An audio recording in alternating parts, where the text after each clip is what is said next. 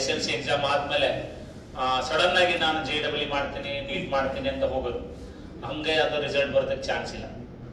ಅದು ನಮ್ದು ಏನಿದ್ರು ಆ ಬೇಸಿಕ್ 6th 7th ಸ್ಟ್ಯಾಂಡರ್ಡ್ ಅಲ್ಲಿಂದನೇ ಸ್ಟಾರ್ಟ್ ಆಗ್ಬಿಟ್ರೆ ರಿಸಲ್ಟ್ಗಳು ಬರ್ತವೆ.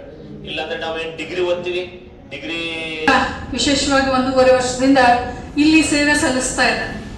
ಕೃಷ್ಣ ಬೆಟ್ಟಿನ ಒಂದೊಂದು ಊರಾಗಿನ ಒಬ್ಬೊಬ್ಬರು ರೆಡ್ಡಾರು ಹಂಗ ಅವ್ರನ್ನ ಕೇಳೇ ರಾಜಕೀಯ ಮಾಡ್ಬೇಕು, ಅವ್ರನ್ನ ಕೇಳೇ ಮತ್ತೊಂದು ಉದ್ಯೋಗ ಮಾಡ್ಬೇಕು ಅನ್ನುವಂಥದ್ದು.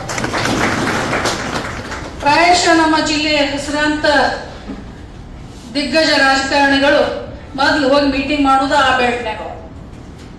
ಇದನ್ನ ನಮಾಜ ನಮ್ಮ ಕಾಕಗಳು ಹೇಳ್ತಿದ್ರಿ, ನಾನೇನು ಬರೇ ಕಲಿಯುವುದು ನೌಕರಿ ಮಾಡೋದು ಎರಡೋ ಗೊತ್ತು ನನಗೆ. ಇದ್ರ ಬಗ್ಗೆ ಚಿಂತನೆನೂ ಮಾಡಿಲ್ಲ, ಮಾಡೋ ಅವಕಾಶನೂ ಇಲ್ಲ. ಯಾಕಂದ್ರೆ ಇಲಾಖೆ ಒಟ್ಟಿಗೆ ಒಡನಾಟದೊಳಗ ನಾನು ಬಹಳಷ್ಟು ಇದ್ರ ಬಗ್ಗೆ ಚಿಂತನೆ ಮಾಡಕ್ಕೆ ಅವಕಾಶ ಸಿಕ್ಕಿಲ್ಲ.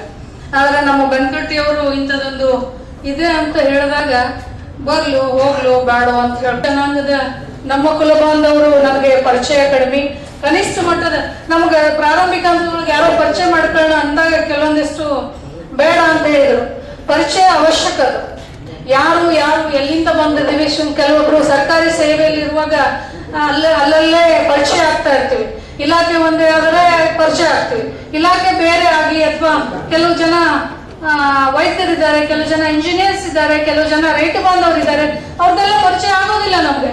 ವೈಯಕ್ತಿಕ ನಾನು ಆಸ್ ಎ ಪ್ರಮೋದಿನಿ ಬಳೋದ್ ಮಟ್ಟಿ ಐ ಆಮ್ ಅ ವೆರಿ ಪ್ರಾಬಲ್ಯ ಇರುವಂತ ವ್ಯಕ್ತಿತ್ವ. ನನ್ನ ಹಿಂದೆ ಭಾಳ ಇನ್ಫ್ಲೂಯೆನ್ಸ್ ಅದ ಅಂತ ಹೇಳಿ ನಾವು ವೈಯಕ್ತಿಕವಾಗಿ ಹೋರಾಟಗಳನ್ನು ಮಾಡ್ತಾ ಇದ್ವಿ. ನಾವು ಇಷ್ಟರವರೆಗೆ ಸಂಘಟನೆಗೆ ಯಾವುದೂ ಬಡದಾಟ ಆಗಿಲ್ಲ.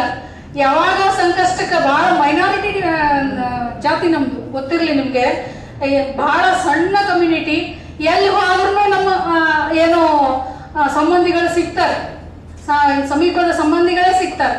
ಯಾಕಂದ್ರೆ ಭಾಳ ದೊಡ್ಡ ಕುಲ ಅಲ್ಲ ನಮ್ದು. ಅದಕ್ಕೆ ನಾವು ಶ್ರೀಮಂತಿ ಗತಿಯೊಳಗೆ ನಮ್ಮ ಸ್ಟೇಟಸ್ ಮೇಂಟೈನ್ ಮಾಡೋ ಸಲುವಾಗಿ ಬೇರೆ ಬೇರೆ ಜಾತಿಯವ್ರ ಜೊತೆ ಸಂಬಂಧವನ್ನು ಬೆಳೆಸ್ತಾ ಇದ್ದೀನಿ. ನವಡೇಸ್ ನಾನು ನೋಡ್ತಾ ಇದ್ದೀನಿ.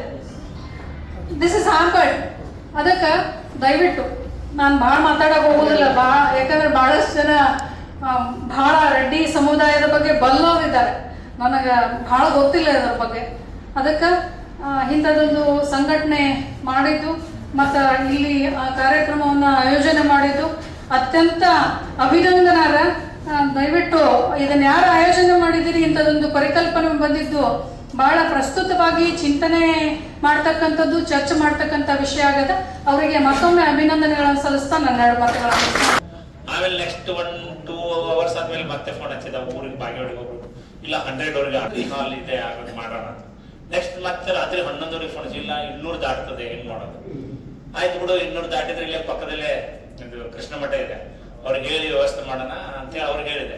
ನೆಕ್ಸ್ಟ್ ಡೇ ಇಲ್ಲ, ಎಲ್ಲವೂ ಇಲ್ಲೇ ಆಗ್ಬಿಡ್ತೈತಿ, ಇಲ್ಲೇ ಮಾಡ್ಬಿಡೋಣ ಅಂತ ತೀರ್ಮಾನ. ಈಗ ಸ್ವಲ್ಪ ಏನೋ ನಾವು ಯಾವ ರೀತಿ ಅಂದ್ಕೊಂಡಿದ್ದೀವಿ ಆ ರೀತಿ ಆರ್ಗನೈಸೇಷನ್ ಆಗ್ಲೇ ಇಲ್ಲ. ಒಂದು 70-75% ಓಕೆ.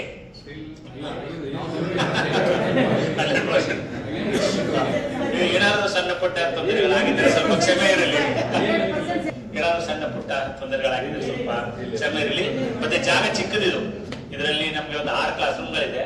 ಇದು ಸಾಕಾಗ್ಲಿಲ್ಲ ಅಂತಾರೆ. ಈಗ ಇಲ್ಲಿ ಜುಮ್ನಾಳ್ ಹತ್ರ 1-2 ಎಕರೆ ಇದರಲ್ಲಿ ನಮ್ಮ ಕಾಲೇಜು ವಿತ್ ಹಾಸ್ಟೆಲ್ ಈಗ ಆಲ್ರೆಡಿ ಇದೆ, ಇನ್ನೂ ಸ್ಟಾರ್ಟ್ ಮಾಡ್ತಾ ಇದ್ವಿ. ಕಮಿಂಗ್ ಇಯರ್ ಅಲ್ಲಿ ನಮ್ದು 6th 7th 8th 9th ಎಲ್ಲವನ್ನು ವಿತ್ ನಮ್ದೇನು ಉದ್ದೇಶ ಏನು ಅಂದ್ರೆ ಇಲ್ಲಿರೋ ಹುಡುಗರುಗಳಿಗೆ ನಮ್ದು ಏನು ಬೇಸಿಕ್ ಫೌಂಡೇಶನ್ ಕೋರ್ಸ್ ಇರುವುದಿಲ್ಲ. ಆ ಫೌಂಡೇಶನ್ ಕೋರ್ಸ್ ಇಲ್ಲದೆ ಇರೋದಕ್ಕೆ ಪ್ರತಿಯೊಬ್ಬರು ನಾವು ಈ ನೀಟು ಮತ್ತೆ JEE ರ್ಯಾಂಕಿಂಗ್ ಎಲ್ಲ ಬರೋದು ಉತ್ತರ ಪ್ರದೇಶದಿಂದ ಹುಡುಗರು ಬರ್ತಾರೆ. ಆಮೇಲೆ ಹೈದರಾಬಾದ್ ಸೆಲೆಕ್ಷನ್ ರೇಟ್ ಜಾಸ್ತಿ ಇದೆ.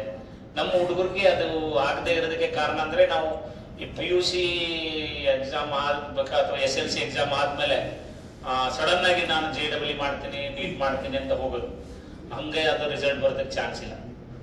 ಅದು ನಮ್ದು ಏನಿದ್ರು ಆ ಬೇಸಿಕ್ 6th 7th ಸ್ಟ್ಯಾಂಡರ್ಡ್ ಅಲ್ಲಿಂದನೇ ಸ್ಟಾರ್ಟ್ ಆಗ್ಬಿಟ್ರೆ ರಿಸಲ್ಟ್ಗಳು ಬರ್ತವೆ. ಇಲ್ಲಾಂದ್ರೆ ನಾವೇನು ಡಿಗ್ರಿ ಓದ್ತೀವಿ, ಡಿಗ್ರಿ 4-5 ವರ್ಷ ಫುಲ್ ಎಕ್ಸಾಮಿನೇಷನ್ ಫುಲ್ ಕಾಪಿ ನಡೀತಾವ, 90% ರಿಸಲ್ಟ್ ಬರ್ತೈತಿ, ನಾನು IAS ಮಾಡ್ತೀನಿ ಅಂತೀವಿ. ಹಂಗೂ IAS ಆಗೋದಿಲ್ಲ. IAS IPS ಎಲ್ಲ ಆಗ್ಬೇಕಾದ್ರೆ ಫ್ರಮ್ ಗ್ರಾಸ್ ರೂಟ್ ಲೆವೆಲ್ ಇಂದಾನೆ ಅದು ತಯಾರಿ ಆಗ್ಬೇಕು. ಆ ಒಂದು ಇದಕ್ಕೆ ನಾವು ಇನ್ ದ ಕಮಿಂಗ್ ಇಯರ್, ಈ ವರ್ಷ ನನ್ನ ಕನ್ಸ್ಟ್ರಕ್ಷನ್ ಆಗ್ತದೆ, ಜುಲೈಲಿ ಓಪನಿಂಗ್ ಆಗ್ತೈತಿ. ಜುಲೈಲಿ ಓಪನಿಂಗ್ ತಮ್ಮೆಲ್ಲರನ್ನು ಕರಿತೀನಿ, ಮತ್ತೆ ಸ್ಕೂಲು ಹಾಸ್ಟೆಲ್ ಓಪನಿಂಗ್ ಆಗ್ಬೇಕಾದ್ರೆ ಅದು ನೆಕ್ಸ್ಟ್ ಇಯರ್ ಅಂದ್ರೆ 2026 ಇಂದ ನಮ್ಗೆ ನೀವು ಒಲಿಂಪಿಯಾಡ್ ಎಕ್ಸಾಮ್ಸ್ ಏನಿದಾವಲ್ಲ ಆ ಎಲ್ಲವೂ ಗ್ರಾಸ್ ರೂಟ್ ಲೆವೆಲ್ ಇಂದನೇ ನಮ್ಮ ಈ ಭಾಗದ ವಿದ್ಯಾರ್ಥಿಗಳಿಗೆ ಸ್ವಲ್ಪ ಒಂದು ಒಳ್ಳೆಯ ಎಜುಕೇಶನ್ ಕೊಡೋಣ ಅನ್ನೋ ಒಂದು ಉದ್ದೇಶ ಇದೆ. ಅದರ ಎಜುಕೇಶನ್